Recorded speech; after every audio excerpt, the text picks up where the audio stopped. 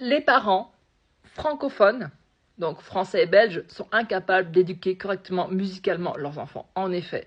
Et cela se voit à la pauvreté du paysage musical français.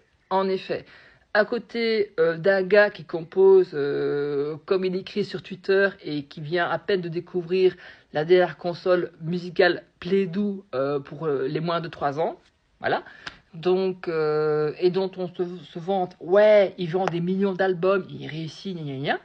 Mais vous savez qu'en dehors de nos frontières, on se moque de sa musique.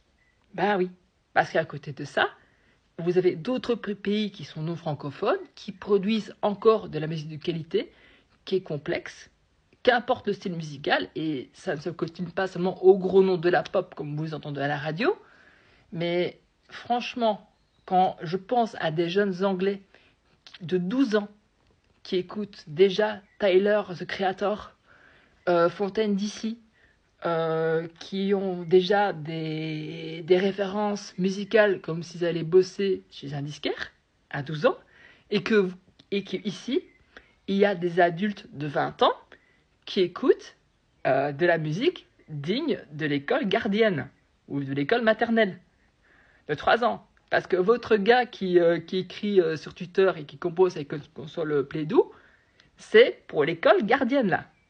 Alors faut grandir un peu. Mais malheureusement, en France et en Belgique francophone, la musique c'est considéré avant tout comme un loisir. Un loisir. Donc ce qui fait que, contrairement à d'autres pays où la musique est carrément intégrée à l'éducation des enfants depuis leur plus jeune âge, donc à savoir que même dans les pays hispaniques, vous avez même des guitares à la maison où les parents chantent avec leurs enfants et que c'est tout à fait normal, ou même dans plein d'autres pays où l'enfant a déjà du AC/DC dans les oreilles à l'âge de 5 ans. Enfin, ici, il n'y a rien. Et ici, quand on voit la pauvreté en termes de culture musicale ici, mais c'est affligeant, c'est affligeant. Allez voir ce qui se passe dans d'autres pays et que c'est pas seulement du Katy Perry ou du Dua Lipa, ce qu'ils écoutent.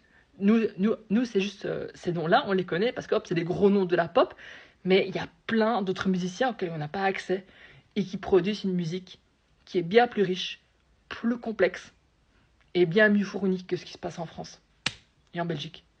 Parce qu'honnêtement, quand on a accès à ça, on a de quoi rougir de honte. Voilà, rougir de honte. Donc, c'est même quand je fais découvrir des artistes comme Nino ou Jul et tout ce que vous voulez à des Américains, ils me disent mais c'est quoi ces trucs-là?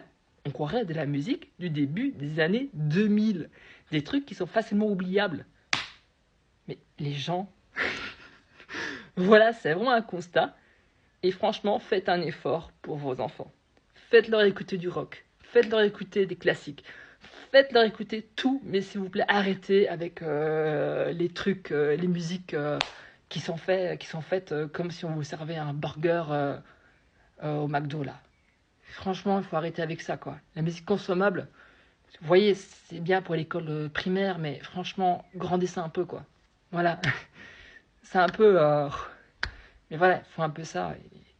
Allez, dis-moi en commentaire ce que tu en penses. N'hésite pas à t'abonner, à partager et à laisser un commentaire. Voilà.